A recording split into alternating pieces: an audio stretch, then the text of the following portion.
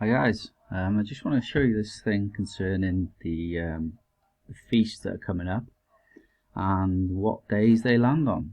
Because first we have the Feast of Trumpets, which is coming up, and it'll be the first day of Tishra. What scriptures say? Now the Lord said to Moses, saying, Speak unto the children of Israel, saying, On the 7th month, in the first day of the month, shall ye have a Sabbath, a memorial of a blowing of a trumpets, and a holy convocation. Shall do no service work therein, but ye shall offer an offering made by fire unto the Lord.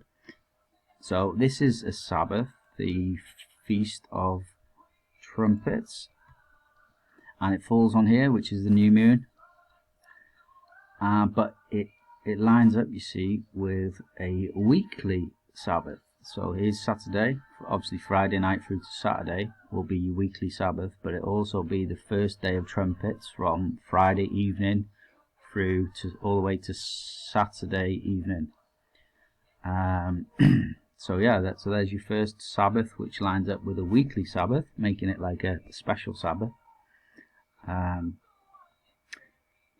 You also have, so then you got day 2, day 3, which is like day 3 of Rosh Hashanah, and Comet V2F, and then that's when Jesus Christ's birthday is, on the first sliver of the moon. That's when Jesus Christ's birthday is, according to Revelation 12 sign. And then we go through to Comet Enki, and then you got Yom Kippur, the Day of Atonement. That falls on a Monday, 25th, obviously evening to Monday evening, but that is also a Sabbath day of rest, so Monday would be like a Sabbath day of rest. Also on the 10th day of the 7th month, there will be a day of atonement. It shall be a holy convocation unto you, and you shall afflict your souls, and an offering made by fire unto the Lord. And you shall do no work in that same day. It is a day of atonement, to make an atonement for you before the Lord your God.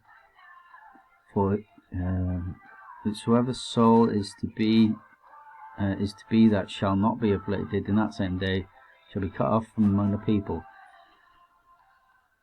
It shall be unto you a Sabbath of rest, and ye shall afflict your souls in the 9th day of the month at evening, from evening to evening, from sunset to sunset, which is when the days begin and the days end, shall ye celebrate the Sabbath. So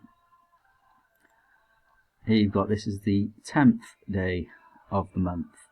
So like 1 to 8 to 9 to 10. This is the 10th day. In fact, if this was Passover time, and here you have Sukkot, which is the main feast really, Feast of Tabernacles, which we'll just get onto. But if this was Passover, this would be the 10th day, which is the 14th day. If this was Passover and this was the 10th day, this is what you call like Palm Day.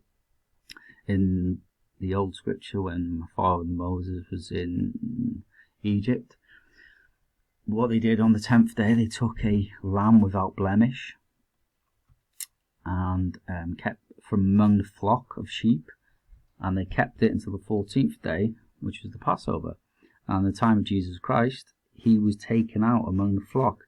It's where he rides into Jerusalem on a donkey, and they all put palm branches out for him and say, Blessed is he who comes in the name of the Lord. By the way, he hadn't made that prophecy yet.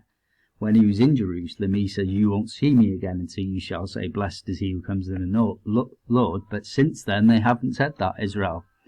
That's what's going to cause the second coming. But I don't want to digress on this one.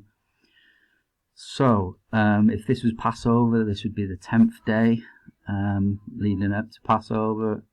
And yeah, it was like Palm Day. So Yom Kippur, again, is like the 10th day of the 7th month. Like Passover would be, Palm Day would be 10th day of the 1st month. So Anyway, so you got Yom Kippur there, which is a Sabbath. You got Comet Hartley, Ceres going through Virgo, 30-day October.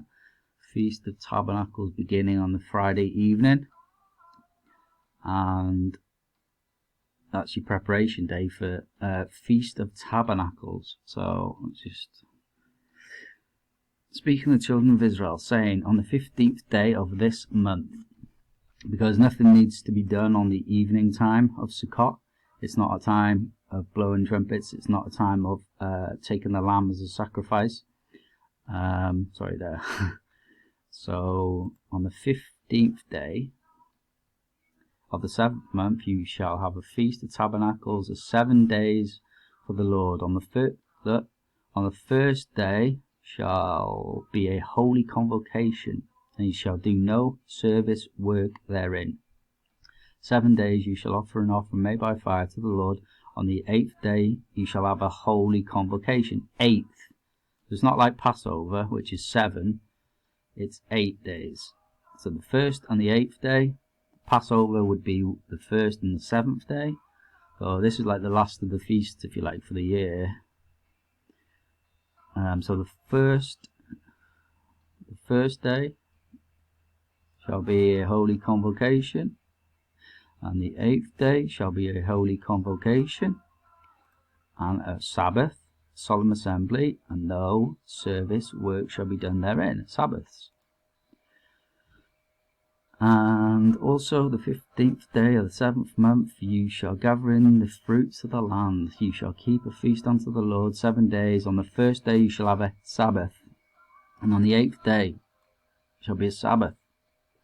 And you shall take you the first of the boughs of the goodly tree, and the branches of palm trees. Palm trees. And the boughs of the thick trees, and the willows, and the brooks. You shall rejoice before the Lord your God 7 days. And you shall keep it a feast unto the Lord 7 days in the year. It shall be a statute for ever in your generations. So I was reading before about feast forever, and it was to do with the Passover. But this is saying, it shall be a statute forever in your generations. So if anyone says, well, you shouldn't keep the feasts, or you shouldn't keep Sukkot, the Feast of Tabernacles, then they're wrong. It shall be a statute forever. You shall celebrate it in the 7th month, which is Tishra. I've got it on here. Yeah, there you go. Tishra, that's it. Tishra. And you shall dwell in booths 7 days, or tents, booths 7 days, or tents, dwell in tents for 7 days. All that are born Israel shall dwell in booths, tents, that your generations may know that I made the children. This is the meaning of it. This is the meaning of Sukkot. So, going out and camping in a camper van, it's not really what it's about. God is saying for you to dwell in tents, so for a week, so that you remember what it was like for them wandering in the wilderness for 40 years, dwelling in tents. That your generations may know that I made the children of Israel to dwell in tents when I brought them out of the land of Egypt. I am the Lord your God. So it's basically saying, this is what it was like. And another thing, though, to add on to this is that it would be good practice for people to do this and to get Exodus bag ready, to get all the stuff to be ready to literally live out in the wild. Because when the throne of God comes down for the first passing of the throne at the 6th seal, literally, we will be reduced to the Stone Age, and we will be dwelling in booths, like tents. I'm lucky because of where I live, but people which are going to have to flee from the lower regions of the earths, wherever they are, they're going to have to take their tents and their tabernacles and their sleeping bags and everything else. So the first day, which begins at evening on a Friday, goes through into Saturday. And that day one of Sukkot, Feast of Tabernacles, Feast of Tents, is a Sabbath, and bang, it lands on the weekly Sabbath. So then you got Sukkot 2, and you got 80 days there, warning, for Tevet moon, which is December 27th this year. Then you've got, it says child star. Hang on a sec. Sorry, I'm on the wrong day, aren't I? Yeah, first of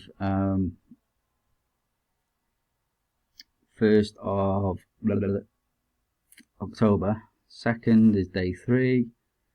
Third is day 4 of Sukkot. Fourth is day 5 of Sukkot. Fifth is day 6 of Sukkot. The 6th of October is the 7th day of Sukkot. My star Vesta enters Gemini. I'm reading from the right lines now. And then comes the 8th day. And remember from that scripture we just read, it says the 1st and the 8th day. First, 1, 2, 3, 4, 5, 6, 7, and then 8th will start on a Friday again, evening time, go through into the 8th day, which is a Sabbath, which also lines up with the weekly Sabbath. So you've got 3 special Sabbaths in a row. And then, what I was reading before, this child star thing, 8th, 9th, well, Venus, Leo, Facebook ban over, last payment to Crown Court. So this child star thing. Whew, right, got the right image. So, yeah, this child star thing was this. People have been going on about this thing about this asteroid here called Child. They're getting all this about it being around the Feast of Feast of Trumpets around here. But I'm not keen on that meaning anything. If anything, the child would have to pass out of the woman for it to be like the Revelation 12 sign, where the inheritance event happens when the man-child comes out of the woman, because Israel says, blessed is he who comes in the name of the Lord, and the child is caught up from the woman up to God's throne to complete Revelation 5 and continue Revelation 12. But anyway, is that this child star, they're going on about it being here, but I'm not too keen on that. And this is where it would look like it crossed the constellation line. You know, the birthing line, I call it there. But the star is actually here. And if you see the constellation line, it's like this. So, I mean, that's the 8th of the 10th. That's the end of Sukkot. That's the end of the Feast of Tabernacles. I think if it's going to be anything, mean anything, it's going to be more around this time, where it actually, see the constellation line like that, it rides higher and it exits further up here, which is like the 14th. Don't get me wrong, it's like both these times will be a watch time. Obviously the Sabbath was when? The Saturday, was it? Yeah, so, and the inheritance event happens on a Sabbath. So you have the 7th here, the end of Sukkot, you have the Sabbath, you have the 8th day of Sukkot Sabbath. You also have this child star lurking towards the edge of the coming out of Virgo, the child coming out of the woman. But yeah, if it's going to, you know, it might be a thing that it has to pass the actual constellation line. If that's the case, then 14th would be the thing for me, I'm saying, which would be like literally a week later. So anyway, God bless you all. Hope you enjoyed this video, and please share it. God bless. Amen.